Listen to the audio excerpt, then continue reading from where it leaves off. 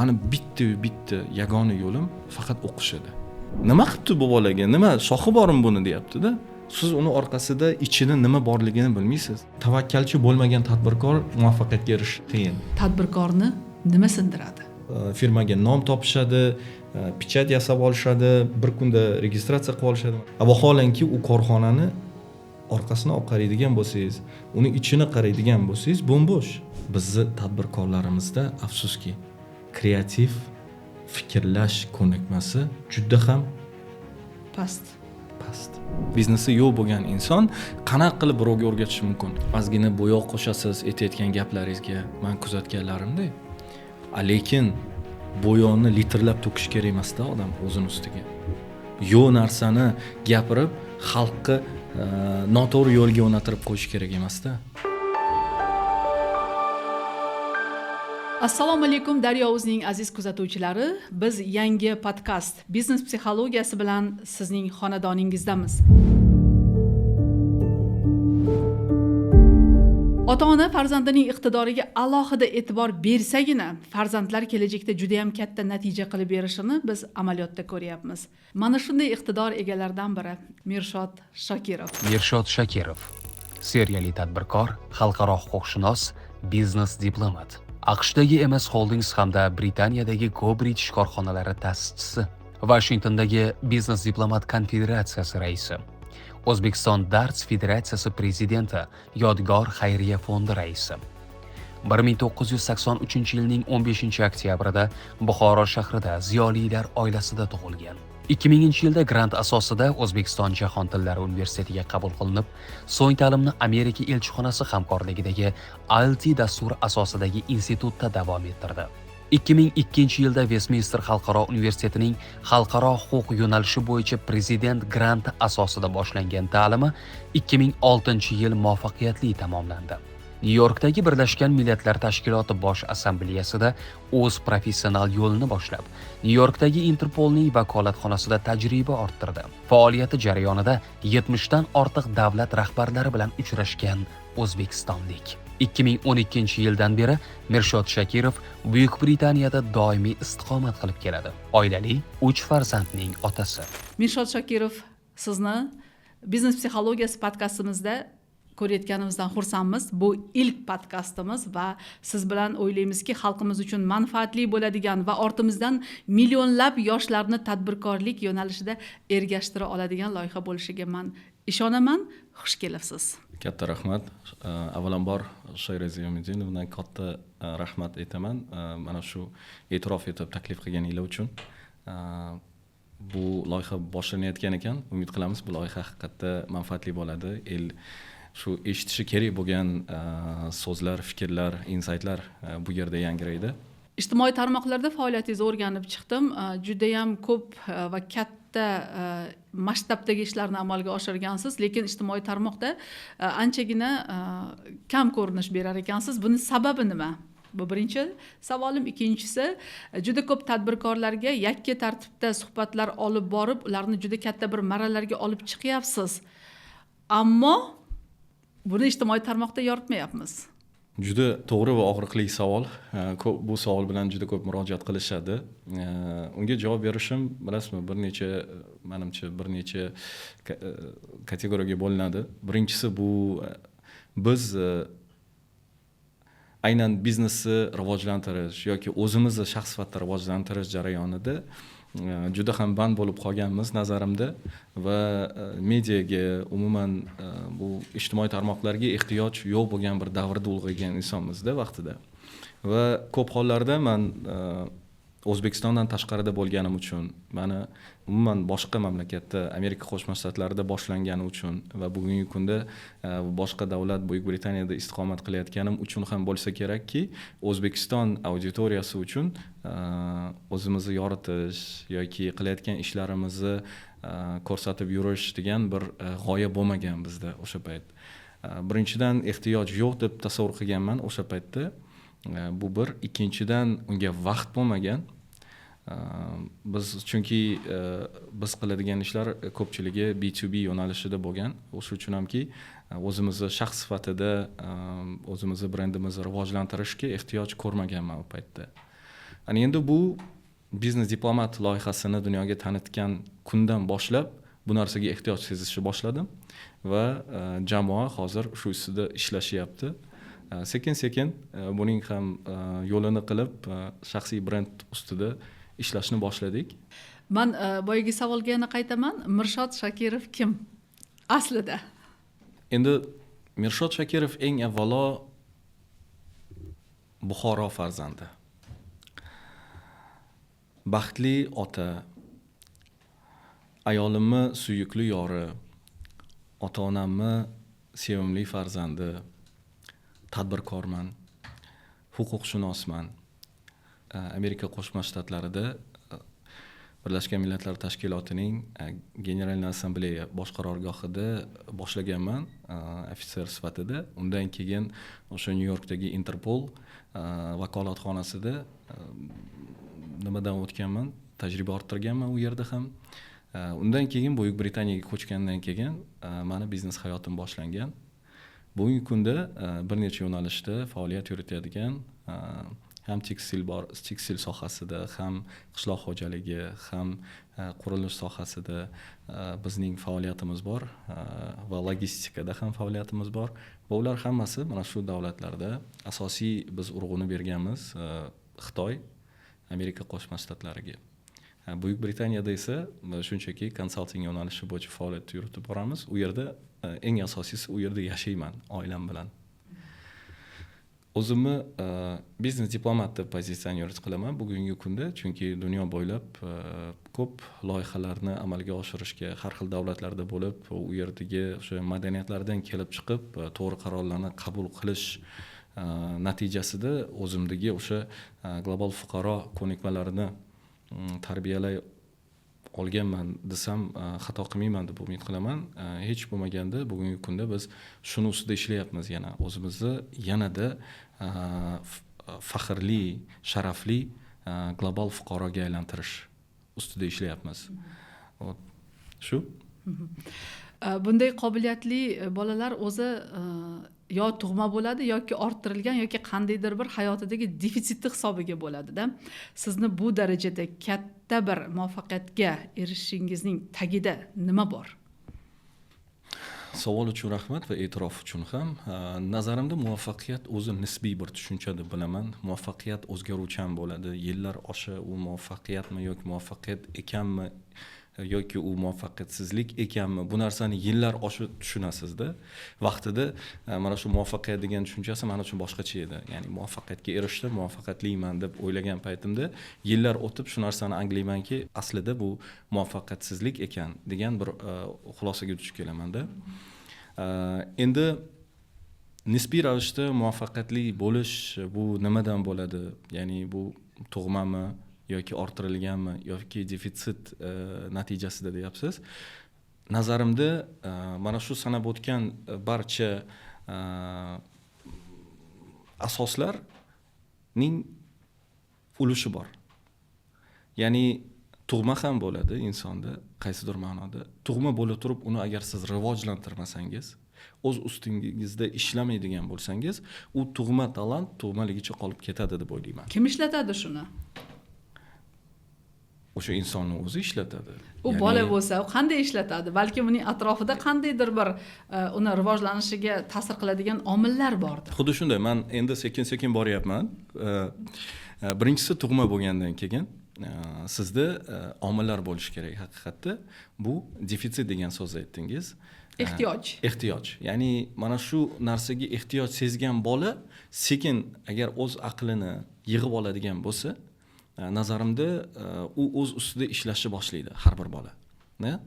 Meni o'zim yoshligimdan kelib chiqib gapiradigan bo'lsam, bizda shunaqa bo'lgan, oddiy oilada dunyoga kelganmiz, ziyoli oilada.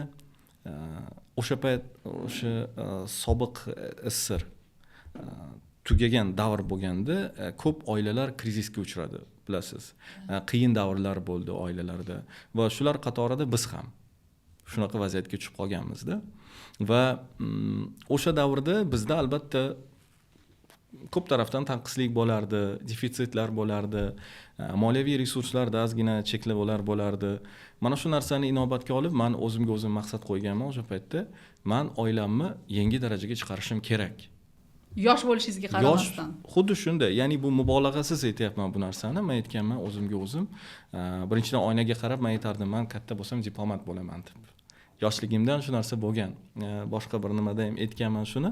Oynani oldiga kelib, shunday odamni galstuklarini taqib, O'zbekistonning Amerika Qo'shma Shtatlaridagi favqulodda va muxtor elchisi janob Mirshod Shakirov deb o'zimga o'zim baho berganman-da, bilasizmi? Motivatsiya. Vizual darajada ko'zimni yumib shuni tasavvur qilganman. Har doim xayolimda shu samolyotlar bo'lardi, katta kongresslar, plenarniy zasedaniyalar, ya'ni o'sha prezidentlar, diplomatlar shu narsalarni tasavvur qilar edim yoshligimdan-da. O'zimni o'shalar orasida, o'shalar qatorida o'tirishimni tasavvur qilardim. Endi bu bitta tasavvurni kuchi emas. Ya'ni u tasavvur qilasiz, yoshligingizdagi o'sha bolaligingizdagi orzuyingizda bu va bu bolaligingizdagi orzuni o'zi sizga hayotda to'g'ri yo'lni tanlashga qaysidir ma'noda yordam berar ekan. Va maqsad qo'yishga ham yordam berar ekanda bu narsa. O'sha uchun hamki bolalarimiz orzu qilishiga biz cheklov qo'ymasligimiz kerak deb o'ylayman. O'sha paytda meni ota-onam menga hech qanaqa cheklov qo'yishmagan. Ularning menga eng katta bergan yordamlari menga hech qanaqa cheklovlar bo'lmagan. Tushunyapsizmi? Ya'ni bundoq qilmagin, buni orzu qilmagin, bu bo'lmaydigan ish. Ular faqat meni maqtashgan. Sen eng aqllisan, sen eng zukkosan, sen beshchisan, sen hali katta inson bo'lasan deyishganda. Ko'ryapsizmi? Ota-onani o'sha bolaga nisbatan berayotgan ishonchini o'zi bolaga boost beradi. Bolani yanada o'sha men shunaqa ekanman, kuchli ekanman, aqlli ekanman, boshqalardan farqli ekanman degan xayol bilan bola o'zi qaysidir ma'noda o'ziga yo'l xaritasini tuzib qo'yadi miyasida. Bolalarcha fikrlagan holda. Lekin endi zamon o'tib, vaqt o'tib, u bola o'sha o'zi yaratgan yo'l xaritasini upgrade qilaveradi. Ya'ni o'zgartiraveradi, kerakli joyda charxlash kerak bo'lsa charxlaydi va hokazo. Va o'sha paytda bizda ya'ni moliyaviy resurslar cheklangan. Men o'zimga o'zim aytganman. Xo'p, yangi darajaga olib chiqmoqchi ekansan oilani. Nima qilish kerak u uchun? Meni bitta yagona yo'lim faqat o'qish edi. Maktabda men uchun asosiy platforma qayer? Maktab. O'quvchi bo'lsam, masalan-da, mana shu maktabda men muvaffaqiyatli bo'lishim shart. Maktabda men o'zimni shaxsiy brendimni qurishim shart. Maktabda men mashhur bo'lishim shart degan bir xayol bilan, bilasizmi? O'sha paytda faqat 5 ga intilardim. Ya'ni 4 bahoni men simas edim. Bir marta hattoki shunaqa holat bo'lgan, o'zi qarangda, siz agar o'zingizga shu signalni berdingizmi, yosh bo'la turib, o'zi sizni atrofdagilaringiz ham shu narsaga ko'nikishni boshlaydi. Shunaqa ma'lum bir darajada siz stereotip hosil qilar ekansizda atrofingizda. O'sha sizni atrofingizda bo'lgan do'stlaringiz ham shu stereotipga ishonishi va shunga moslashishni boshlashar ekan. Ya'ni buni misol tariqasida aytaman. Bir marta jismoniy tarbiya darsi bo'ldi. 5-sinf edik biz. 5-sinfda jismoniy tarbiya darsi jarayonida yangi o'qituvchini bizga tanishtirishdi va o'sha kuni bizda tosh otish challenge bo'lardi o'sha paytda va baho qo'yardilar ustoz. O'sha jismoniy tarbiya o'qituvchisi. Va men toshni yaxshi ota olmaganman va menga 4 baho qo'yganlar. Endi men o'sha yerda 4 bahoni olganimdan boshlab shu yerda turib yig'laganman. Ki siz meni mana shunaqa rekordimni buzishingiz kerak emas va davayte men qaytadan topshiray. Menga imkon bering. Yo'q deb turib olganlarda, lekin butun sinf bor-ku. Biz sport zalda o'tiribmiz hammamiz. Butun sinf qaytib sinfga borish kerak. Borishmayapti. Ular domlani oldiga kelib, o'sha jismoniy tarbiya o'qituvchisining oldiga kelib, o'qituvchi bularga bunga 4 qo'yish mumkin emas deyishyapti-da. Stereotipni ko'ryapsizmi? Bunga 4 qo'yish mumkin emas deyishyapti. U o'qituvchi hayron. Nimaga deydi? Nima qilibdi bu bolaga? Nima shoxi bormi buni deyapti-da. Yo'q, bularga hech kim 4 qo'ymaydi deyishyapti-da. Endi bola 5-sinfmiz hammamiz. Men ham ha deb tasdiqlab o'tiraman. O'sha paytda. oxir oqibat biz shu narsani shunga erishdik. Ya'ni bo'pti, yana bir marta imkoniyat beraman, agar o'sha joyga yetib borsa 5 baho qo'yaman va natijada biz o'sha 5 bahoni olib chiqib ketganmiz. Tushunyapsizmi? Mana shu 5 bahoni natijasida men maktabda o'zim uchun shaxsiy brend qurganman. Butun o'qituvchilar tanishardi. Direktorimiz uni nazariga tushgan o'quvchilardan edim o'sha paytda, bilyapsizmi? Oddiy oiladanman. Boshqa yo'l bilan kimnidir e'tiborini qozonolmayman-da. Men uchun shunaqa mindset bo'lgan o'sha paytda. Всё. 5 bilan o'qishim shart, a'lochi bo'lishim shart, hamma narsada a'lochi bo'lishim kerak.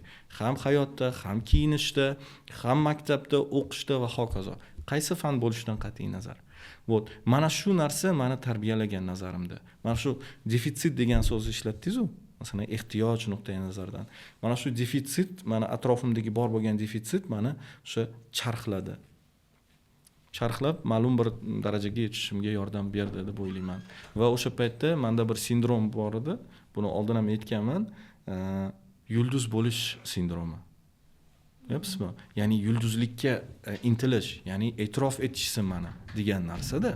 Yoshligimda shu narsa bo'lgan va yillar osha bu narsa o'zidan o'zi pasayib yo'qolib ketdi.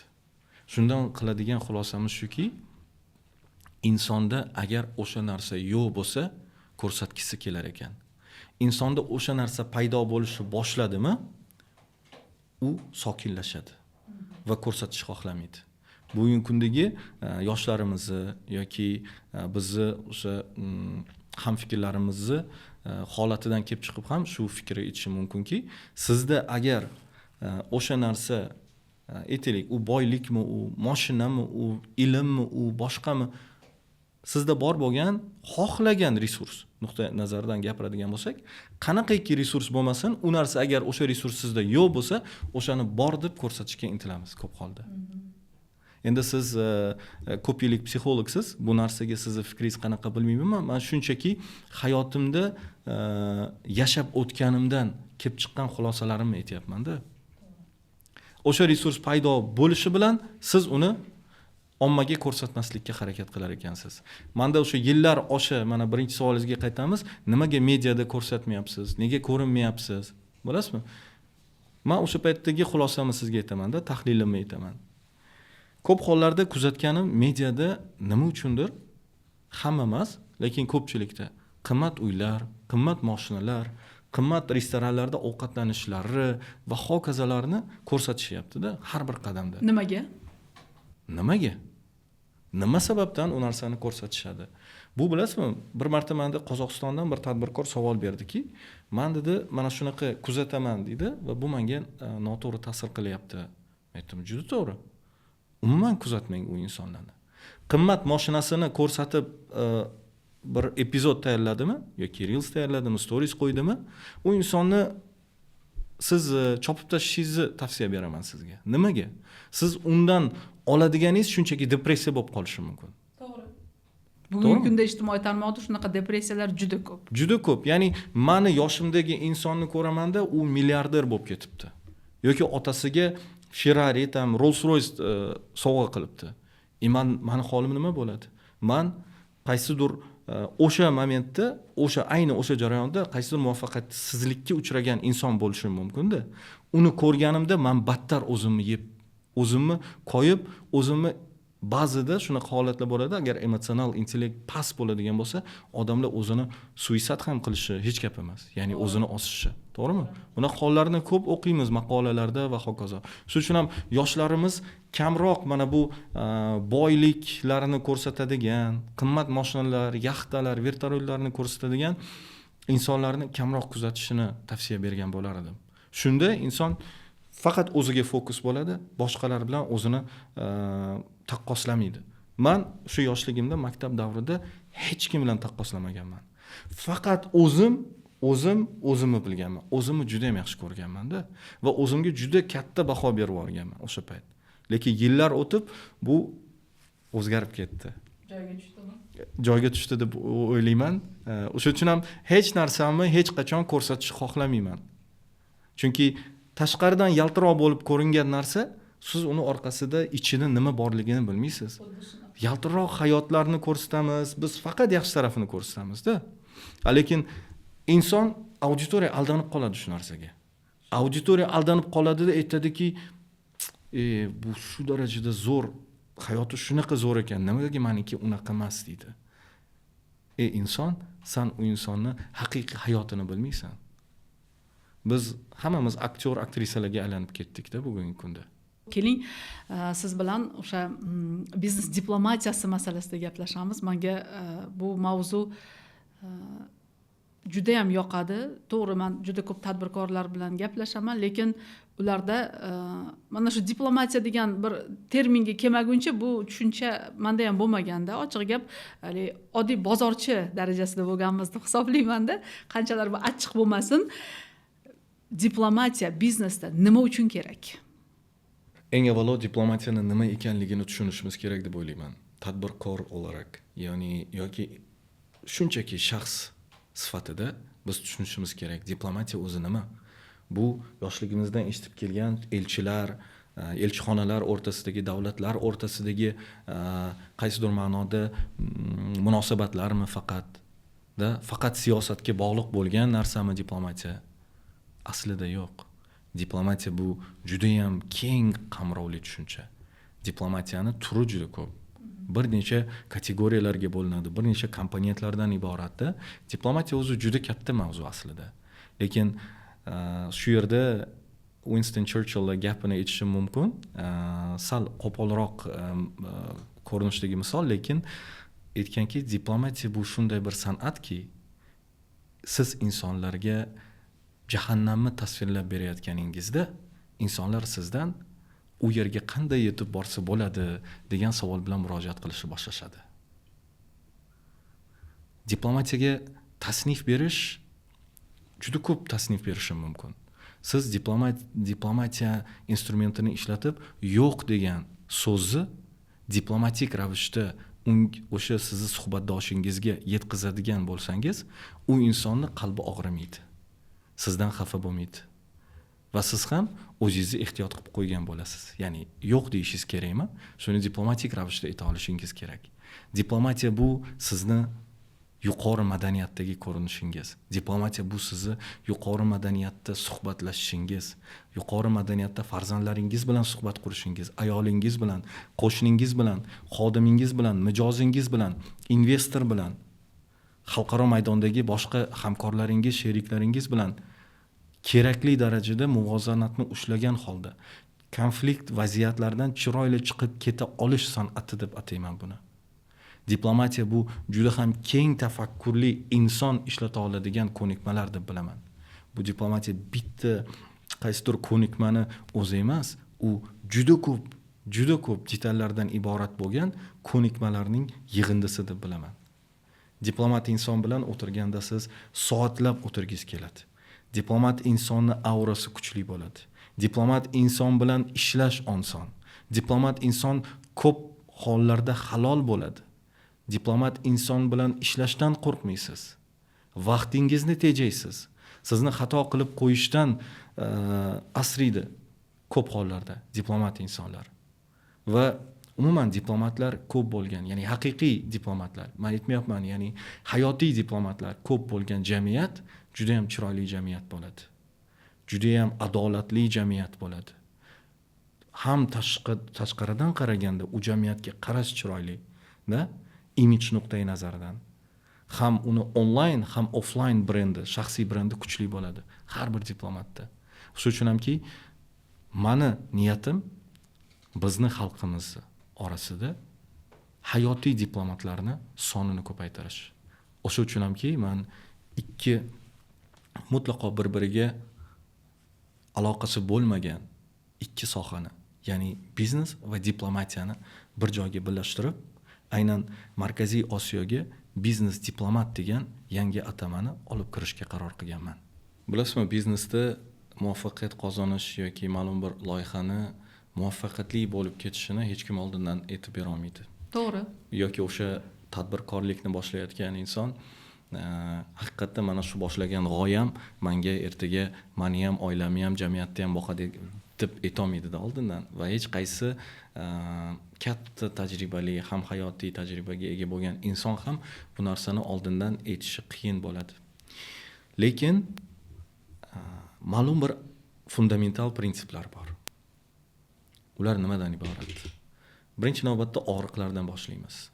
Bizning bugungi kundagi yoshlarimiz tez boyib ketish ilinjida bo'lishadi.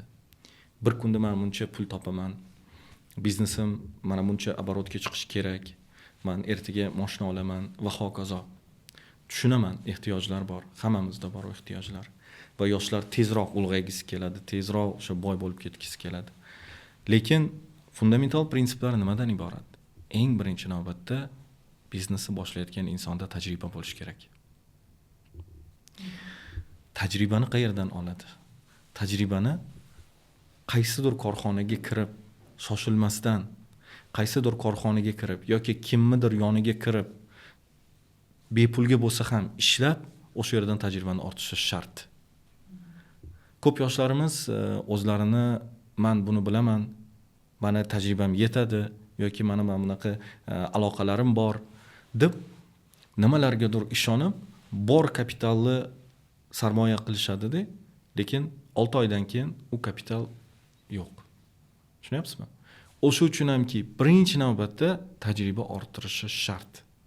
Tajriba orttirib, o'sha ham katta kompaniyalarda emas, ko'proq kichkina kompaniyalarda, kichik mikrofirmalarda agar o'sha yoshlarimiz ishga kirib, oyligiga qaramasdan, chunki hozir yoshligida yoshlarimiz unaqa katta ehtiyojlarga ega emas ular. Ularda hozir imkoniyat bor. Ya'ni shunchaki o'ziga pul yetib tursa bo'ldi. Ba'zida endi viloyatdan keladiganlar bo'ladigan bo'lsa Toshkentda ota-onasiga ozgina pul jo'natib turishiga yetsa bo'ldi. Unaqa appetitni katta qo'yish kerak emas-da yoshlarimiz. Tajriba orttirsin.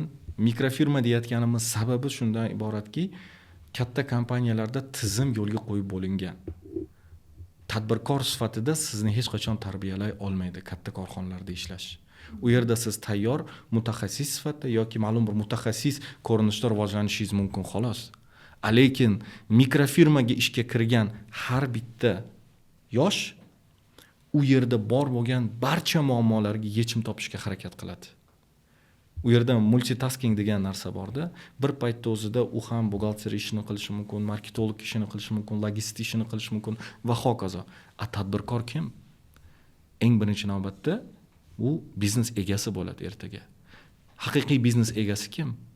Mana shu sohalardan hech bo'lmasa har sohadan bir shingil degan narsa bor bizda. Mana shuni bu o'zi har sohadan bir shingil bu ko'p hollarda negativ deb qarayman bu narsaga. Inson bitta sohaga fokus qaratish kerak. Lekin biz tadbirkor sifatida ertaga kelajakdagi biznes egasi sifatida o'zimiz tarbiyalayapmizmi? Har bir sohadan ma'lum bir darajada hech bo'lmasa 25-30% ko'nikmaga ega bo'lishimiz kerak. Bilimga ega bo'lishimiz kerak. Shundagina ertaga biz biznes egasi sifatida odamlarni ishga qabul qilayotganimizda o'sha buxgalter bo'lsin, marketolog bo'lsin, logist bo'lsin, ular gapirayotgan tilni hech bo'lmaganda tushuna olishimiz uchun. Mana bu juda muhim. Yoshlarimiz shoshilishi kerak emas bu borada. Birinchi tajriba olishsin. 6 oy, 1 yil, 2 yil, 3 yil. Qachonki ular biznes qila olish darajasiga yetganda o'zi jarayonni o'zi ko'rsatadi. Atrofdagilarni o'zi uni yaxshigina olib chiqib qo'yadi jamiyatga va ustozlari bo'lishi mumkin. Albatta har bir insonda ustoz bo'lishi shart deb bilaman. Ustoz sizni charxlab turadigan inson, sizni to'g'ri yo'lga boshlab turadigan insonda mikrofirmaga ishga kirdingiz, balki o'sha mikrofirmaning direktori sizni ustozingiz bo'lib qolishi mumkin. Biznes borasida, to'g'rimi? O'shandan ko'p narsani o'rganasiz. Ertaga u ustozni ham, u ishga kirgan insonni ham niyati to'g'ri bo'ladigan bo'lsa, men aminmanki, o'sha mikrofirmaning direktori mana shu xodimini ertaga tadbirkor bo'lib, biznes egasi bo'lib rivojlanib ketishiga qarshilik bildirmaydi va unga to'g'ri yo'lni ko'rsatib turadi. Mana shu hollarda agar o'sha ishlayotgan odamga uni direktori yoki o'sha ustozi aytaylik, yo'q, bu ishni qilishing kerak emas deganda u unga amal qilsa, inshaalloh ko'p hollarda o'zini kasodga uchrashdan oldini olib qo'ygan bo'ladi. Ko'p hollarda yoshlar tinglashmaydi. O'shani aytmoqchi edim. Ha. Ko'p holatlarda yoshlar tinglamaydi, yoshlar shoshadi. Xuddi shunday. Yoshlar shoshib xulosa chiqaradi va tavakkal qilib ish qilishadi-da. Ha desa tavakkalchilikda zo'r biznes bo'ladi degan bir fikr bor-da ayrim yoshlarimizda. Men nazarimda biznes tavakkalchilik asosida qurilmaydi. Tavakkalchilik sizni gapingizda qaysidir ma'noda jon bor, lekin tavakkalchi bo'lmagan tadbirkor muvaffaqiyatga erishishi qiyin aslida. Bankrot ham bo'lishi mumkin-ku. Xuddi shunday. Endi biznes degani o'zi riskdan iborat bo'lgan bir jarayonda aslida. Siz riskka tayyormisiz? Siz bankrot bo'lishga tayyormisiz? Kasodga uchrashga. O'shandagina siz haqiqiy tadbirkor mindsetini o'zingizda shakllangan bo'lasiz. Juda ajoyib. Lekin siz aytgandek, tavakkalchilik bilan ahmoqlikni o'rtasidagi mana bu chegarani bilish shart. To'g'ri. Ko'pchiligimiz ko'p hollarda bu tavakkal deb yorishadi. Bitta nimani har doim aytaman, qaytaraman. Choyxonaga kelganda daraxtga tuyamni bog'lab kiraymi choyxonaga deyishgan yoki Allohga tavakkal qilib kiraymi? Javob qanaqa? Siz birinchi tuyani daraxtga mahkam bog'lang, undan keyin Allohga tavakkal qiling. Tushunarli. Ya'ni biz ko'p hollarda tavakkalni nima deb tushunamiz? Yonayotgan binoni ichiga o'zingizni shundoq tashlamaysiz-ku, men o'sha odamni qutqarib chiqaraman deb. Bu tavakkalchilik emas, bu ahmoqgarchilik. Nimaga? Chunki siz ko'rib turibsiz, bino yonib turibdi, kul bo'lyapti. Siz o'zingizni bilib turib o'shanga tashlaydigan bo'lsangiz, men buni tavakkalchilik deb hisoblamayman. Shuning uchun mana shu masalada ozgina farqni tushunishimiz kerak, chegarani bilishimiz kerak. Bu uchun esa ustoz kerak. Biznesda inson psixologiyasini tushunish qanchalik muhim deb o'ylaysiz? Juda ham muhim. Bu mana hozir biznes psixologiya degan narsa aynan o'zi diplomatiyani, biznes diplomatiyasini bir juda ham muhim bo'lgan komponentlardan biri aslida. Mana shu biznes diplomat loyihamizda ham aynan biznes psixologiyasiga oid bo'lgan juda ham ko'p mavzular, juda ham ko'p ko'nikmalar va keyslar tahlil qilinadi va shu narsalar o'rgatiladi. Emasmi? Bu meni o'zim uchun hamki yangi bir atama edi. Bir 10 yil oldin. Biznes psixologiyasiga kirib borganimdan keyin men bu yerda sotuv qanaqa bo'lish kerakligini tushundim. O'zimda empatiya degan ko'nikmani hosil qilishni boshladim. Emotsional intellektni tarbiyalashni boshladim. Tushunyapsizmi? Biznes psixologiyani tushunadigan inson ko'p hollarda muvaffaqiyatli bo'lish ehtimoli katta. Kun tartibi buni ustida yana kun tartibidan to'g'ri unumli foydalanish. Kun tartibi, ya'ni biznes nuqtai nazaridan kun tartibidan unumli foydalanish mumkin, lekin endi kun tartibi deganda ko'p hollarda biz shaxsiy rivojlanishni nazarda tutamiz. Tadbirkorlikda eng katta to'siq nimada deb o'ylaysiz? Endi shaxs sifatidami, korxonagami bu farqi yo'q. Tadbirkor bo'laman degan yoshlarga, tadbirkorligini rivojlantirish nuqtasidan o'sish nuqtasiga chiqa olmayotgan alohida bir shaxslarimizga ham bo'lishi mumkin. Hamma o'ziga tegishlisini oladi. To'siqlar juda ko'p aslida, Shoir opa. To'siq bitta to'siqni ayta olmayman. Birinchi to'siq bo'lishi mumkin noto'g'ri niyat. Niyatni noto'g'ri qilgan tadbirkor hech qachon rivojlanmaydi, hech qachon muvaffaqiyatga erishmaydi. Bu aniq. Chunki niyat noto'g'ri. Ikkinchisi, halollik asnosida ishni boshlamagan inson. Halol bo'lmagan pul resurslarga asoslangan biznesni boshlashini o'zi katta bir to'siq bo'lib turibdi unga. Ya'ni baraka yo'q biznesda. Qancha harakat qilmasin, qancha aloqalarni ishlatmasin-da, o'zini tanish bilishlarini ishlatmasin, oxir oqibat kassaga kelganda to'laydigan summasi bor uni, to'g'rimi? Aynan o'sha payt juda ham qiynaladi. U tashqaridan hammasi zo'r bo'lib ko'rinishi mumkin, lekin ichki o'sha qoniqish, ichishidagi o'sha baxtli bo'lish hissiyoti u insonda bo'lmaydi. Mana bu ikkinchi to'siq. Ya'ni halol bo'lmagan resurslar dan foydalanib biznesni boshlash. Keyingisi Keyingi to'siq bo'lishi mumkin mindsetni kichkinaligi. Ya'ni miyadagi o'sha tafakkuri kichkinaligi. Tafakkur agar kichkina bo'ladigan bo'lsa, u insonni o'sishiga to'siq bo'ladi. O'sha mindsetni rivojlantirish uchun hamki global intellekt kerak. Mindsetni rivojlantirish uchun hamki inson dunyo kezishi kerak, harakat qilish kerak как minimum.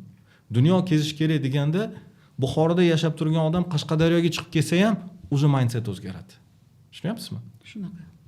Qoraqalpog'istonda yashayotgan odam bitta Andijonga kelib ketsa ham juda ham mindset o'zgarib ketadi. Shart emas u Angliyaga borish, Amerikaga borish, Xitoyga borish, borsa undan ham yaxshi. Zo'r. Inson har bitta davlatga borganida o'zi bilmagan holda yangi narsalarni o'rganadi.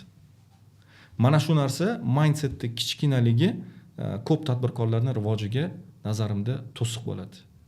Va rejalashtirishsiz ishni boshlash. Rejasiz boshlash va rejalashtirish qilmaydi. Bu insonlar, ya'ni rejalashtirish ko'nikmasi yo'q ularda. Biznesda ko'p hollarda shuncha gapiramiz, biznes reja bo'lishi kerak, biznes reja bo'lishi kerak. Xo'p deyishadi. Bo'ldi, biznes reja bilan boshlaymiz. Lekin amalda yo'q u narsa. Nima bo'ladi shundan keyin? Xaos bo'ladi, nima bo'ladi? Biznes xaosga aylanadi, qoladi. Hamma bizda nimani o'rganishgan? Ko'pchilik bo'ladigan loyihani miyada kalkulyatorida ishlab chiqishadi-da, bu yaxshi foyda beradi, menimcha savdo bo'lganda menimcha demak xarajat bo'ladi, men oxirida menimcha dividend topib ketaman deydi. Vaholanki u inson agar o'tirib shu narsani birma-bir yozib chiqqanida, haqiqiy biznes rejani tayyorlaganida, o'zi kutmagan, esida bo'lmagan boshqa ancha katta faktorlar kelib chiqadi. Va nihoyat u haqiqiy o'sha bu loyihaning qanchalik daromadli yoki daromadsiz ekanligini oldindan hech bo'lmaganda taxmin qiladi. Shundagina uni to'g'ri qaror qabul qilishiga yordam bo'ladi bu narsa. Lekin bizda nima? Bizda biznes reja bilan ishni boshlashmaydi. Biznesni boshlab bo'lgandan keyin 6 oydan keyin kasodga uchraydi. Biz kutganlarimiz boshqacha edi-ku, hammasi boshqacha bo'lib ketdi-ku. Inson eng birinchi navbatda sizga aytilgan ishni qiling. To'g'ri, ko'p hollarda biznes rejalar ishlamaydi deyshadi. Biznes rejani foydasi yo'q. Unaqa emas.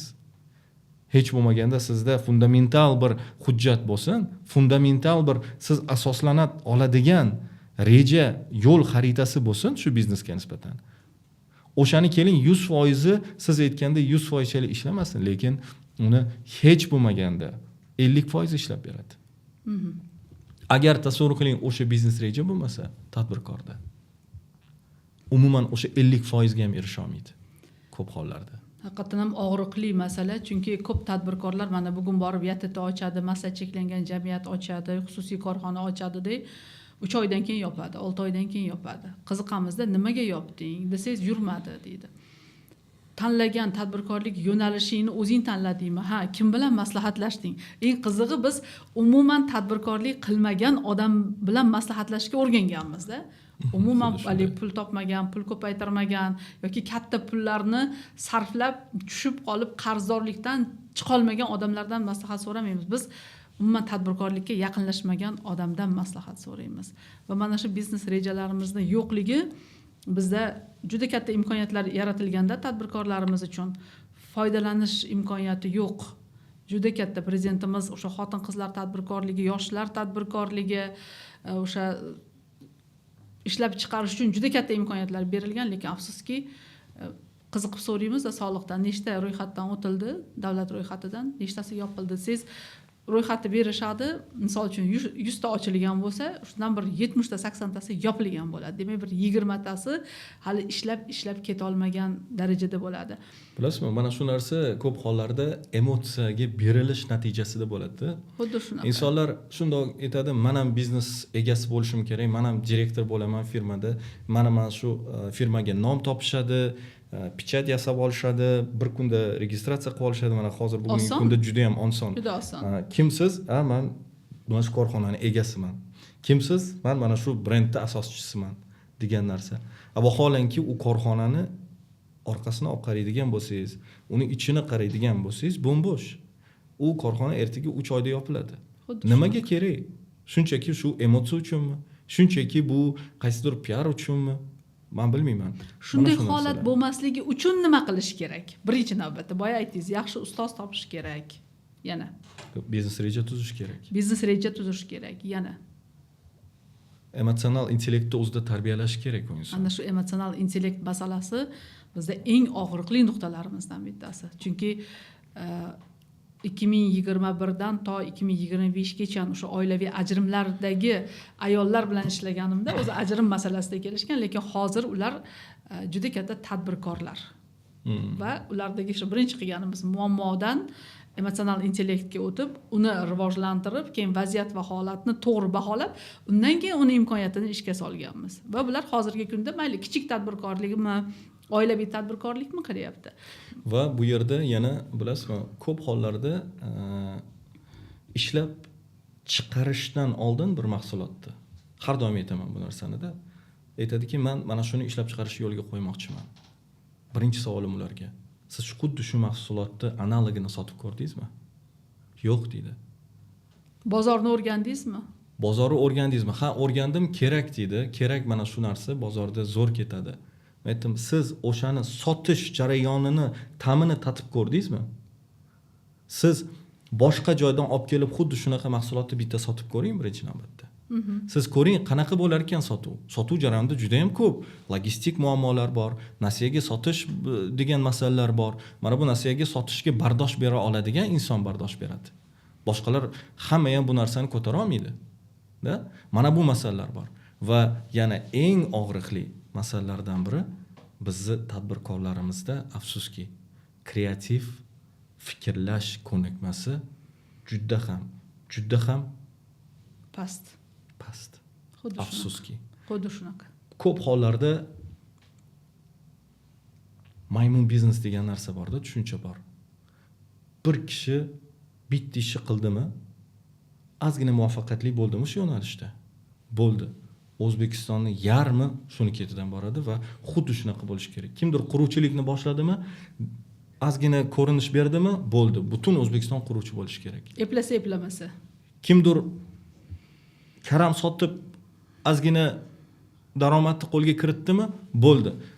Qarabsizki, butun bozor o'sha yili karam sotadi. Kimdir piyozdan shu yil foyda ko'rdimi, qarabsizki, kelasi yil butun O'zbekiston piyoz ekadi. Mana shu Va joyda shu narsada, mana shu joyda kechirasiz, shu joyda biz o'zimiz olib borib bir joyga tiqib qo'yamiz-da. xuddi o'tgan yili tarvuz ekilib, deyarli tarvuzlarning hammasi dalalarda qolib ketdi. Va juda katta tadbirkorlik, endi fermer ham qaysidir ma'noda ishlab chiqaruvchi va uni oluvchi xaridor bo'lmadi. Va endi qarangki, o'sha tarvuz sotib oluvchi xaridor yo'q, lekin uni tarvuzni ikkilamchi ishlab chiqarish u ham yo'q ekanda. Hech bo'lmasa mana o'sha soklarni o'z vaqtida chiqarib, misol uchun o'sha upakovkalar qilish yoki bo'lmasam hattoki men qiziqib ko'rdimda, nimaga bular qila olmadi shuni. Qaysidir bir davlatda juda bir ayol o'sha tarvuzlarni olib po'chog'idan varenye qilib, varenye upakovka qilib biznesga chiqarganda, hattoki tarvuzni danagini yig'ib ham biznes qilganda. Bizda boya aytayotgan kreativlik bu og'riqli masalamiz. Kitob o'qimaganimizdan keyin qanaqa kreativ bo'lishi mumkin? Bir masalada bosh qotirmaganimizdan keyin qanday qilib biz rivojlanishimiz mumkin? Albatta bizni biznes psixologiyasi loyihamiz mana shunday bir og'riqli masalalarga urg'u beradi. Bitta og'riqli savolim bor. Tadbirkorni nima sindiradi? Bu yerda ham ko'p narsa. Birinchi navbatda nazarimda tadbirkorni sotqinlik sindiradi. U ishongan xodimlari yillar davomida uni o'sha tarbiyalab, uni qo'llab-quvvatlab ma'lum bir darajaga yetkazishiga sabab bo'lgan tadbirkor agar o'sha insonni boshqaga sotilib ketganini ko'rsa, uni raqobatchisiga borib boshqa qilganini yoki o'ziga ertaga raqobatchi bo'lganini ko'rsa, ko'p hollarda ko'rganman buni. O'shanda tadbirkor sinadi deya olmayman. Tadbirkor o'zi sinmasligi kerak aslida. Tadbirkorda matonat kuchli bo'ladi. Bardoshli bo'lishi shart tadbirkor. Endi qalbi og'riydi. Qalbi sinishi mumkin tadbirkorni. eng birinchi navbatda mana sotqinlik paytida. Ikkinchisi bu qachonki siz yaratayotgan ma'lum bir brendni, siz yaratayotgan g'oyani boshqa insonlar madaniyatsizlarcha sizdan ko'chirmakashlik qiladigan bo'lsa, mana bu narsa tadbirkorning qalbini sindiradi. Chunki u kecha-yu kunduz o'ylab, shuni ustida ishlab, ma'lum bir g'oyani yaratib, ma'lum bir brendning nomini yaratib, ommaga taqdim qilganda, xuddi bir tomoshabinlar kutib o'tirgandek, shunday tayyor narsani shunda olib o'ziga qo'yib qo'yadi. Xuddi shunaqa. Mana bu masalada men juda ham xohlar edimki, bizni O'zbekistonda mana shu madaniyat shakllanishini, mana shu illat yo'qolishini, agar biz bir-birimizni ko'chirmakashlik borasida bir-birimizga ziyon keltirishda davom ettiradigan bo'lsak, qanaqa rivojlanish to'g'risida gap ketadi? Qanaqa tizimli fikrlash bor bu yerda? Qanaqa bu yerda kreativ fikrlash bor? Qanaqa birovni brendini hurmat qilish degan etika to'g'risida gapirishimiz mumkin? Qani diplomatiya? Men o'zimni tajribamda bu narsani necha marotabalab ko'rdim va bugungi kunda ham ko'rib kelyapman bu narsani, afsuski. Yillar davomida harakat qilasiz, qanaqa umidlar bilan chiqarasiz bir narsani. Shundoq keladi. Sizni shundoq ko'chirmakashlik qilib sizdan tayyor narsani olib o'zida shu narsani qo'llashni boshlaydi. Baraka toparmikin? Endi u Allohdan qolgani, to'g'ri aytasiz. Bugun media olamida juda ko'p o'sha biznesni rivojlantirish bo'yicha chiqayotgan spikerlarni o'zimiz ham ko'ryapmiz. Hattoki aksariyatlarini bilamiz, o'zimiz shaxsan taniydiganlarim bor, umuman biznesni ko'chasiga kirib ham chiqmagan. Bu masalada va ularga katta summalarni borib to'lab, o'zini ustida ishlab tadbirkorlik qilishni istaganlar ham ko'plab topiladi. Nima deb o'ylaysiz? Tadbirkorlikdan saboq berishda nimalarga ahamiyat berish kerak va kim tadbirkorlarga tadbirkorlik yo'nalishidan saboq berishga haqli? Mani nazarimda, men ko'p o'sha tadbirkorlardan so'raganimda, o'zingni biznesing bormi deb so'rayman-da. Balki meni xatoyimdir uni biznesini so'rash. Balki men shunchaki borib ko'rkorona uni aytayotgan uzundan uzoq darsini eshitib kelishim kifoyadir. Haligi domlani aytganini qilu, qilganini qilma deganda-ya. Lekin men qarashim sal boshqacharoqda. Aynan menga tadbirkor dars beradigan bo'lsa, uni tadbirkorligi bo'lish kerak degan bir qat'iy prinsipga egaman. Sizni fikringiz men uchun juda ham qiziq va muhim. Rahmat, juda ham og'riqli mavzu bu o'zi aslida. O'sha Britaniyada bo'lganimda men bir inson bilan ismlarini aytib o'tirmayman. U inson bilan suhbatlashganimda ular menga nega O'zbekiston bozorida siz mana shu tadbirkorlarga ilm berish yo'lida faoliyatingizni rivojlantirmaysiz? O'zi aslida o'sha ular xabarlari bor edi. 2012-yilda O'zbekiston mehmonxonasida biz tadbirkorlarni yig'ib, o'sha yerda ular bilan bilim ulashish jarayonida ko'p loyihalar qilganmiz-da vaqtida. O'sha paytda siz o'zingiz biznesingiz bo'lgan. Albatta, konsultatsion biznesim bo'lgan o'sha paytda. Biz o'sha paytda uskunalar olib kelardik O'zbekistonga va O'zbekistonda ko'pgina zavod, fabrikalarga mana shu uskunalarni o'rnatib berar edik. Undan keyin xomashyo bilan ta'minlar edik. Har xil davlatlardan, bu Janubiy Koreya, Saudiya, Germaniyadan, Xitoydan, Hindistondan va hokazo. O'sha paytda mana shu biznesni yuritar edim. U payt imkoniyatlarim cheklangan edi. Lekin o'sha jarayonda men ko'p narsani o'rganishni boshladim. Va import-eksport bo'yicha aynan bizda o'sha bilim ulashish o'sha paytda tadbirkorlarni yig'ib, aynan importni qanday to'g'ri qilish borasida bilim berilardi. Yoki eksportni qanday to'g'ri qilish kerakligi to'g'risida bilim berilardi o'sha paytda tadbirkorlarni yig'ib. Va undan keyin men nimaga chiqib ketdim? U paytlar media yo'q edi, ijtimoiy tarmoqlarni yoritish kerak emas edi. O'sha tadbirkorlar bir-biri bilan sarafanni radio qilib, bir-birlariga aytib, keling deb o'sha payt bir 70 tacha odam yig'ilgandi. Juda ham yaxshi jarayon edi. Lekin keyin men Birlashgan Millatlar Tashkilotiga ishga ketganimda Nyu-Yorkka. Undan keyin bu masalalar qolib ketdi va man bu aynan konsultatsiya yoki o'sha ilm ulashish nimasini jarayonni man boshqa davlatlarda yuritishni boshladim. Bu Bangladeshda, ya'ni Gap, Zara kompaniyalarini o'sha korxonalariga biz aynan borib, ularga o'sha optimizatsiya xarajatlarni optimizatsiyalashtirish, aniq mavzular bo'yicha o'tilar edi-da o'shanda. Bangladesh, Hindiston, Xitoy, Eron, mana shu davlatlarda asosan. O'shanda Angliyada o'tirib, Londonda o'tirib gaplashganmiz shu shaxs bilan. Ular aytganlar, nimaga shuni O'zbekistonda qilmaysiz? Men o'sha payt aytganman, kuzatuvlarim shuni ko'rsatdiki, dedim, O'zbekistondagi mana bu infobiznes endi rivojlanayotgan ekan. Va bu yerda ham o'sha aytgan gapim, bir kishi boshladimi, demak hamma pogaloni bo'lishi kerak.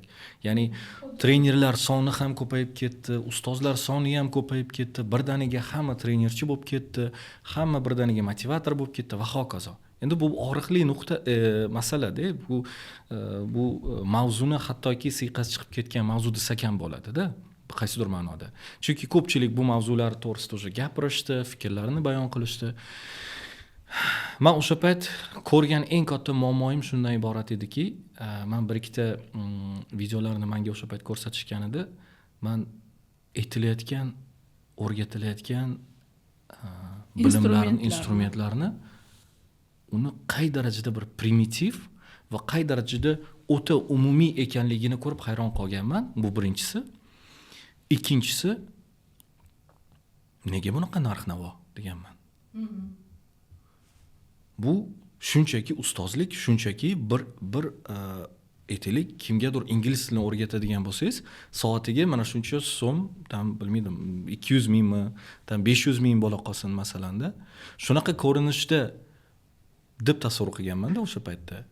Uni to'g'ri, qaysidir ma'noda agar inson hayotiy tajriba, o'zini biznesidan kelib chiqib, o'zi umuman boshqa darajadagi bilimni beradigan bo'lsa, da u bilimni narxi yo'q, unga tengi yo'q. Lekin siz oddiy moliyaviy savodxonlik bo'yicha dars berayotgan bo'lsangiz, u universitetda o'sha fandan dars berayotgan professor ham biladi o'sha narsani. Nimaga o'sha professor xuddi shuncha tadbirkor yig'ib, ularga chuqur bilimni bermaydi? Chunki sizni u professordan farqingiz yo'q, beradigan instrumentlaringizdan. Aslida siz tadbirkor emassiz. Ya'ni siz aytayotgan gapda biznesi yo'q bo'lgan inson qanaqa qilib birovga o'rgatishi mumkin? Men aytmayman, o'rgata olmaydi biznesi yo'q bo'lgan inson birovga bir narsani o'rgatishi mumkin. Faqat nazariy. Faqat nazariy. Va bunaqa sohalar ham bor, ya'ni bunaqa fanlar ham bor. Ya'ni o'sha bizda masalan iqtisodiy savodxonlik bo'yicha dars beradigan insonni biznesi bo'lish shart emas. Marhamat, ustozlik qilsin, trenerlik qilsin, uni o'zini biznesi bo'lish shart emas. U chunki shunchaki iqtisodiyot fanini yoki moliyani chuqur biladigan ekspert bo'lsagina men uni o'zim borib tinglayman. Tadbirkor bo'lishimdan qat'iy nazar men borib u insonni tinglayman. Yoki masalan boshqa soha, marketolog nuqtai nazardan marketingni barcha asoslarini, uni komponentlarini chuqur tushunadigan odam u biznesi bo'lishi shart emas. U shunchaki sizga o'sha marketing asoslarini tushuntirib beradi. Qachonki sizni olib masalan ommani yig'ib oldida motivatsiya qilib beradigan, motivatorlik qiladigan, ma'lum bir biznes keyslarni sizga biznes keyslar asosida sizga dars beradigan inson bo'ladigan bo'lsa, u mutlaqo boshqa darajadagi inson bo'lishi kerak. Tushunyapsizmi? Shuning uchun hamki sizni aytayotgan mana bu masala og'riqli masala.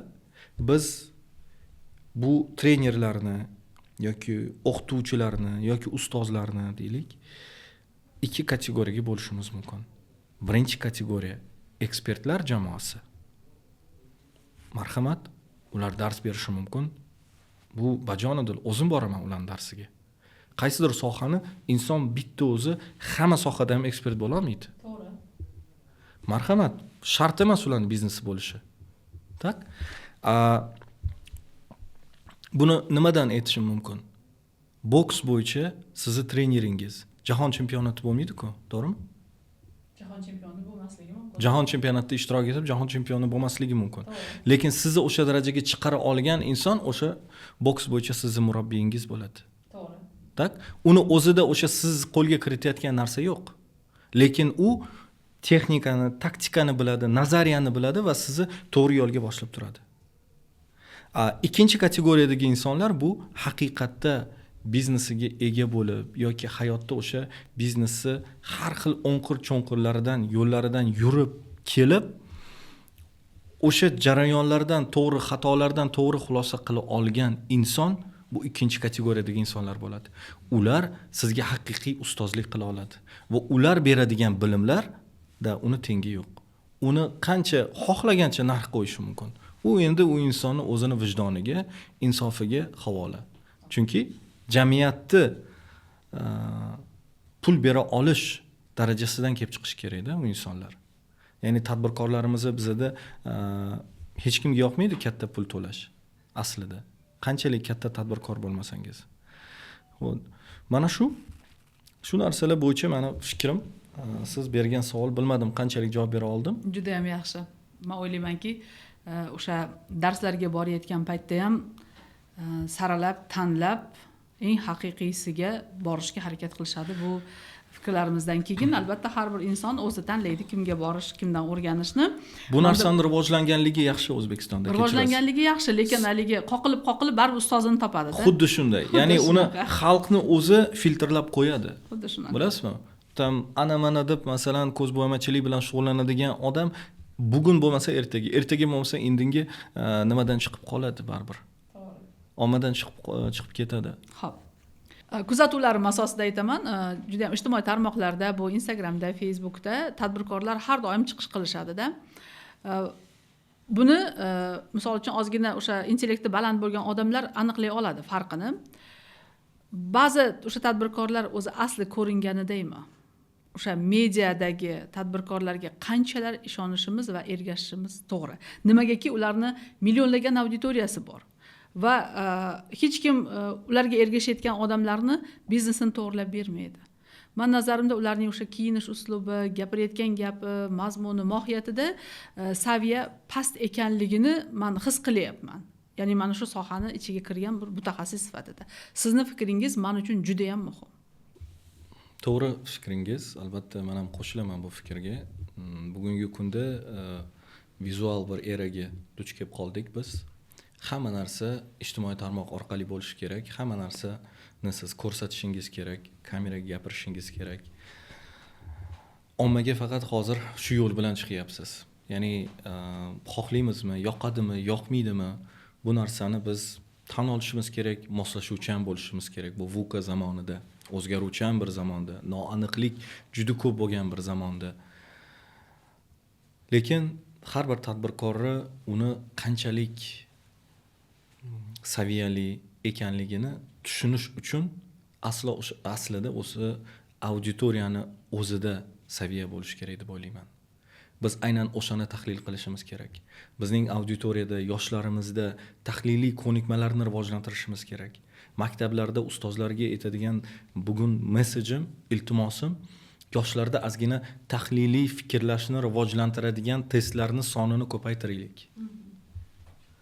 Maktablardan boshlansin, bog'chalardan boshlansin tahliliy yondashuvlar. Ho'kiz tug'di desa ishonib ketavermalaring deb aytadilar. Fozil qori rahmatli hazrat.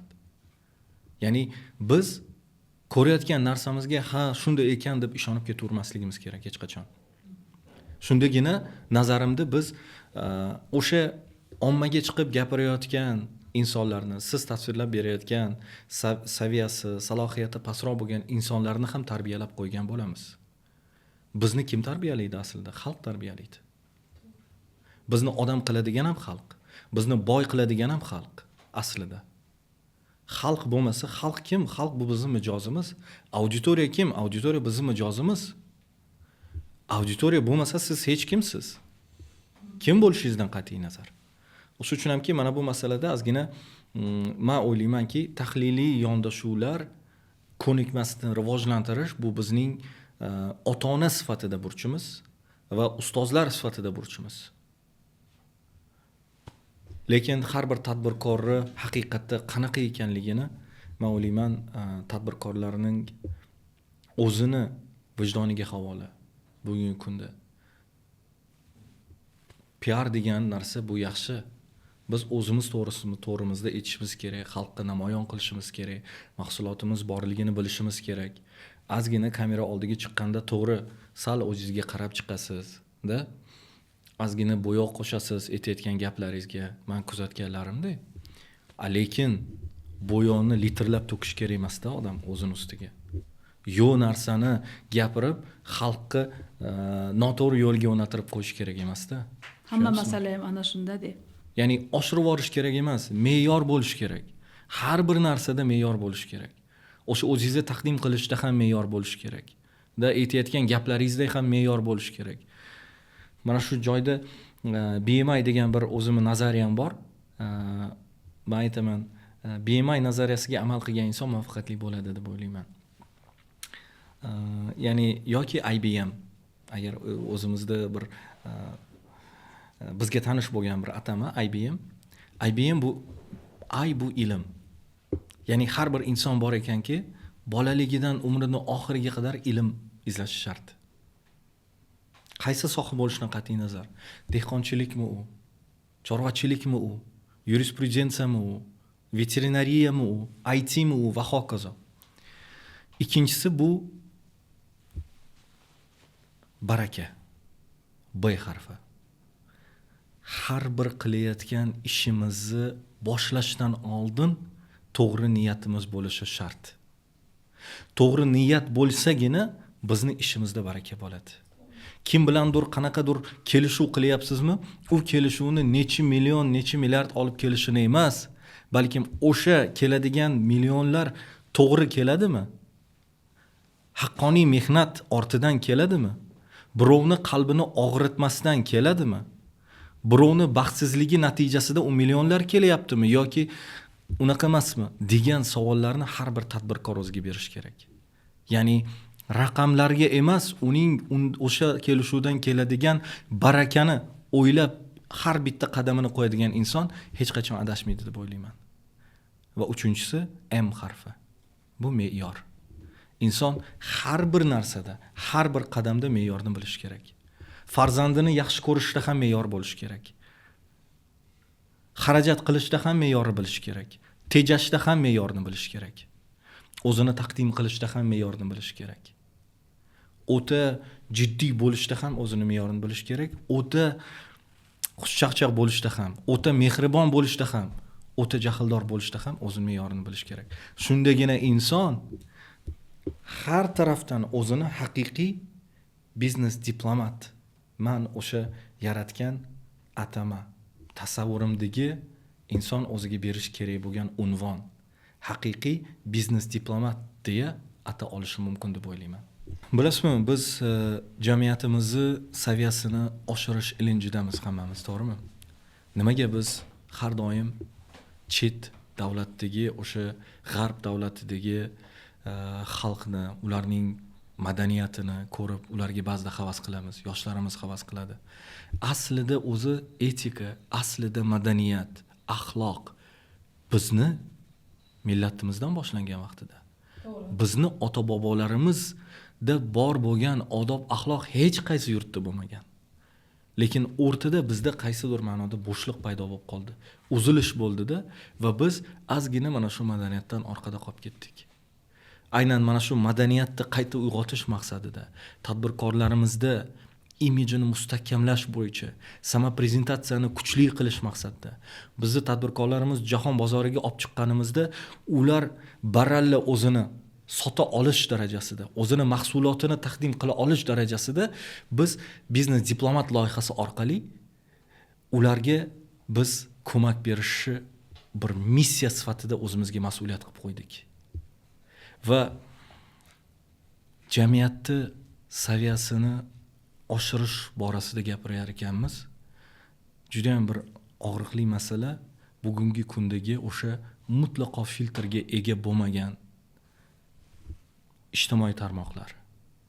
YouTube bo'ladimi, Instagram bo'ladimi, Facebook bo'ladimi? Bizni afsuski bolalarimiz o'sha Vine degan bir illatni ko'rib katta bo'lishyapti-da. Xuddi shunaqa. Bu Vine'lar kundan kun saviyasi past bo'lib boryapti-da.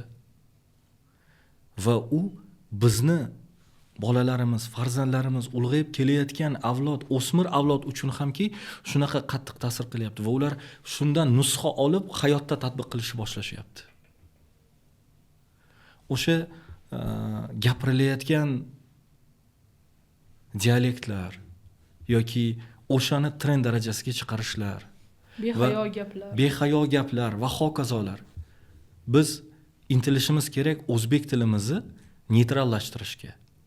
O'zbek tilimizni adabiy tilda yoshlarimiz gapirishiga biz undashimiz kerakki, o'zbek tili deb biz faxrlanib, ertaga o'zbek tilini dunyoda bir faxr bilan gapiradigan til sifatida chiqarishimiz. Yaqinda mana Saida Mirziyoyeva Oksford universitetiga borib, o'zbek tili fanini ularning kurrikulumiga kiritib kelgan bir voqeani ko'rib, ichimdan faxrlanib ketdim.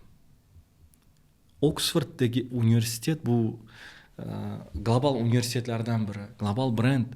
U yillar, u necha yuz yillar osha o'zini reputatsiyasini ushlab kelayotgan dargoh hisoblanadi. Aynan o'sha dargohda endi o'zbek tili o'qitiladi.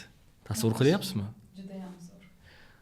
Shunday ekan, biz nima qilamiz? O'zbek tilini buzib, keling, yoshlar harakat qilishsin, o'zbek tilini adabiy tilda gapirish. Har bir viloyatda o'zini shirin shevasi bor. Men uni hurmat qilaman, chunki o'zim buxorolikman. Bizda ham qaysidir ma'noda shevalar bor. Andijonning o'zini chiroyli shevasi bor. Xorazmni o'zini shirin shevasi bor. Namanganniki bor, Samarqandniki va hokazo. Bu shevalar juda ham chiroyli. Bu bizning boyligimiz aslida. Madaniy boyligimiz. Lekin biz bu narsani ommaga chiqarib, masalan, ommaviy darajada gapirayotgan ma'lum bir ma'lumotni insonlarga tarqatayotganimizda biz adabiy tilga o'tishga harakat qilishimiz kerak. Yoshlarimiz mana shu narsani o'rganish kerak. Men bilmadim, bu blogerlik masalasi ham qaysidir ma'noda bir og'riqli masala bo'lib qoldi bugungi kunda. Mana shu borada hech qanday bir nazorat yo'q. Hamma bilganini qilyapti. Bilmadim, ko'pchilikni hozir tanqidiga uchrashishim mumkin, lekin bu haqiqat. Har bir ota-ona fikrlashi va qayg'urishi shart bo'lgan masala bu aslida. To'g'ri. Qo'ymaylik farzandlarimizni mana shu vaynlarni ko'rishga. Mutlaqo olib tashlash kerak. Umuman mana shu bizni kurrikulumdan har kunlik ko'rishimiz kerak bo'lgan narsalardan. Undan ko'ra juda ham foydali podkastlar bor, undan ko'ra foydali blogerlar bor, haqiqatda foydali blogerlar. Ya'ni ular ilm taratadi. Ilm o'zini ilmini bo'lishadi. Da yoki shunaqa ko'rsatuvlar bor biznesga oid yoki o'zini mutaxassisligiga oid. Biz bilamizki, ota-ona har bir farzandini kelajagini muvaffaqiyatli va barqaror bo'lishiga sabab bo'ladigan eng kerakli inson hisoblanadi. Chunki ota-ona uni to'g'ri yo'nalishga yo'naltiradigan hisoblanadi. To'g'rimi? Shu joyda bitta savolim bor. Muvaffaqiyatingizda ayolingizning qancha hissasi bor? Ayolimni juda katta hissasi bor. Shuni baland-baland gapiring. Muvaffaqiyatimda mana ayolimni juda ham katta hissasi bor. Ayolimni tarbiyasi, ayolimni intellekti, ayolimni iymoni. Bilasizmi, bu aslida meni boyligim. Mana shunaqa chiroyli farzandlarni dunyoga kelishiga avvalambor Alloh taqdiri bo'lsa, albatta ayolim sabab va bugungi kunda men qayerda bo'lishimdan qat'iy nazar farzandlarimga chiroyli tarbiyani bera olishda men haqiqatan minnatdorman ayolimga. Bu bilmadim, hozir bu savolni ko'tardingiz, men etim vijirlab ketyapti-da. Chunki ayolim bu meni haqiqiy umr yo'ldoshimda, haqiqiy do'stim. Men pulim bormi, yo'qmi? Men sharafli insonmanmi, yo'qmi, farqi yo'q. Boradiganim har qaysi holatda ham boradiganim mani uyim bo'ladi. Hamma bu dunyoda mendan yuz o'girganda ham mani ayolim yuz o'girmaydi. Va umid qilamanki, jannatlarda ham birga qilsin Alloh ayolim bilan. Vaqti soati kelib. Juda ham xohlayman bu narsani. Bunaqa chiroyli tarbiyani bera olgan albatta ayolimning ota-onasiga men katta rahmat aytaman. Bu qaynatam, qaynanam, albatta men ota-onamga minnatdorman, minnatdorchiligimni har doim bildirib kelganman. Lekin ayolim to'g'risida gap ketyaptimi, men qaynatam va qaynanamga ta'zim qilaman. Bugungi kunda esa u meni ham do'stim, ham ba'zi masalalarda ustozim ham. Ham tadbirkor bo'lish, ham diplomat bo'lish, ham investor bo'lish, ham oilada ota, er rollarini bajarish bu juda katta mas'uliyat. Sizningcha bolalar tarbiyasida otaning rolini nima belgilab beradi? Bugungi davr otalari qanaqa bo'lishi kerak? Demak, oilada otani o'rnini nima belgilab beradi degan savolga to'xtaladigan bo'lsam, buni ozgina ruxsat bersangiz o'zgartirsam. Mayli, bemalol. Kim belgilab beradi? Kim ham nima ham? Ikkalasi. Oilada erkakni, otani o'rnini oiladagi ayol belgilab beradi. Ayol bizda bor-ku gap, erni er qiladigan ham, qaro yer qiladigan ham xotin deb. Haqiqatda ayol farzandlariga otasini qanaqa taqdim qilsa, farzandlar ham otasiga nisbatan xuddi shunaqa hurmat izzatda bo'ladi. Agar ayol chetdan turib otaga nisbatan hurmatsizligini ko'rsatadigan bo'lsa, u erni yoki u otani o'rni bo'lmaydi u oilada. Bu birinchi otani oiladagi o'sha hurmati, uni o'rni to'g'risida gap ketyapti.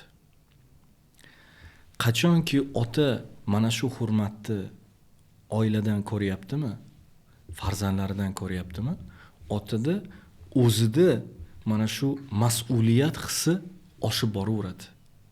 Ya'niki otani shunaqa qadrlashyaptimi, farzandi ham, ayoli ham, ota o'zini mani shunchalik qadrlashyapti, menga tayanishyapti deb ota boshqacha harakat qilishni boshlaydi.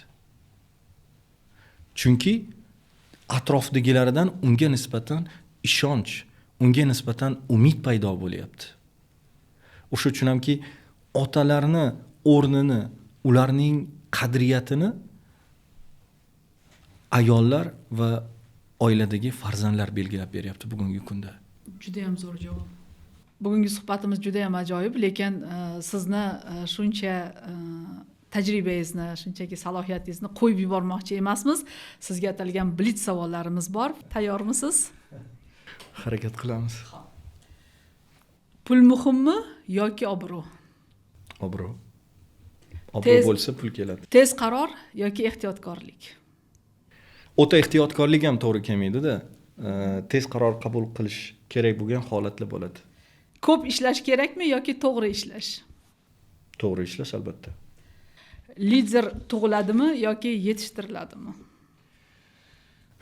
Qisman. Lider bo'lib tug'iladi, lekin men lider bo'lib tug'ilmadim, men endi buni orttira olmayman degan insonlar katta xato qiladi. Liderlikni orttirish mumkin. Hamkorda qadrlaydigan fazilatingiz? Eng asosiysi halollik. Oilada eng muhim narsa? Ofiyat, xotirjamlik. Uni tagida juda ko'p narsa bor. Farzandingiz sizdan nimani o'rganishini xohlaysiz? Ota-onasiga sharafli farzand bo'la olish. Yaxshi ota qanday bo'ladi? Mas'uliyatli bo'ladi va oilasiga sadoqatli inson bo'ladi. Oilaviy tinchlik nima uchun kerak? Siz bu hayotda, jamiyatda va biznesda muvaffaqiyat qozona olishingiz uchun kerak va o'zingizni haqiqiy baxtli inson sifatida his qilishingiz uchun kerak. Sizning uyingizda muhabbat qanday namoyon bo'ladi? Amalda. Zo'r javob. Ha. Ketdik. Bir so'z bilan o'zingizni ta'riflang. Biznes diplomat. Har kuni ilhomni qayerdan olasiz?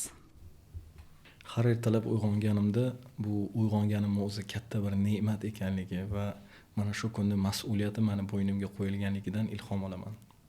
Bugun yana bir katta narsani boshlash uchun yana bir imkoniyat ekanligini tushungan holda. Sizning hayot shioringiz? To'g'ri niyat, harakatdan to'xtamaslik, sadoqatli bo'lish. Mana shu 3 ta narsa. Sizning eng yaxshi odatingiz? Insonlarni xursand qilishni yaxshi ko'raman, haqiqatda, bilmayman. Insonlarga baxt ulashni yaxshi ko'raman. Va eng yomon odatingiz? Perfeksionist bo'lganim. Mirshod Narzulayevich, mana sizga juda ko'p savollar berdim. Qaysi savolni berishimni istagan bo'lardingiz? Mana shu joy ochiq qolib ketdi. Shu savolni berganlarida edi. Men mana bunday javob berardim. Siz suhbatdoshingizni yaxshigina qiynar ekansiz. Qaysidir ma'noda uni o'zini kashf qilishga yordam berar ekansiz. Bekorga ko'p yillik psixolog emassiz. Unaqa savollar aslida ko'p. Men o'zimga o'zim ko'p hollarda aytaman. Bir kun vaqti soat kelganda shunda orqaga qaraganda o'sha armonlarni kamaytirish maqsadida nima ishni qilgan bo'lardingiz? Hozir bugungi kunda hayotingizda nimani o'zgartirgan bo'lar edingiz? degan savol bilan murojaat qilaman-da ko'p hollarda. Unga esa javobim hozircha yo'q. Shunchaki savol bor. Biz har kuni kechagidan ko'ra yaxshiroq bo'lishimiz kerak. 1% ga bo'lsa ham o'sha Kaizen qonuniga asoslangan holda kechagidan ko'ra yaxshiroq bo'lishimiz kerak. Shunga urinishimiz kerak. Bugungi suhbatdoshimni uzoq kuzatdim. Ularni qiynaydigan savollar berdim, fikrlashga, mulohaza qilishga majbur qildim. Aslida menga mana shu kerak edi. Nimaga? Bugun davr bilan ham nafas yashayotgan tadbirkorlarimiz o'zini ustida ishlashi kerak. Va o'sha rivojlangan tadbirkorlardan o'zi uchun kerakli bo'lgan ko'nikmalarni, tajribalarni o'g'irlab bo'lsa ham o'zlashtirishi kerak deyman har doim, chunki mana shunda bizda rivojlanish bo'ladi. Aslida bu sog'lom raqobat edi. Va men suhbatdoshimni yaxshi o'rganganligim uchun aytamanki, bitta so'z bilan men o'zlariga ham ko'p ta'rif berganman. Bu so'zni bitta so'zda ta'riflashim mumkin. Katta harfli inson deb aytganman o'zlariga ham. Va mana shu katta yurakli va nomi katta harf bilan yoziladigan bir inson men uchun va menga o'sha bularning ilmlari menga ham kerak ba'zi holatlarda. Va biz bugungi suhbatdan o'zimizga kerakli bo'lgan joylarni kerak bo'lsa konspekt qilamiz, kerak bo'lsa yozamiz va kerak bo'lsa hayotiy shiorimizga aylantiramiz. Ayniqsa bu yosh tadbirkorlarimiz uchun ayni muddao. Biznes psixologiyasi bu siz uchun. Keyingi ko'rsatuvlarda ko'rishguncha xayr.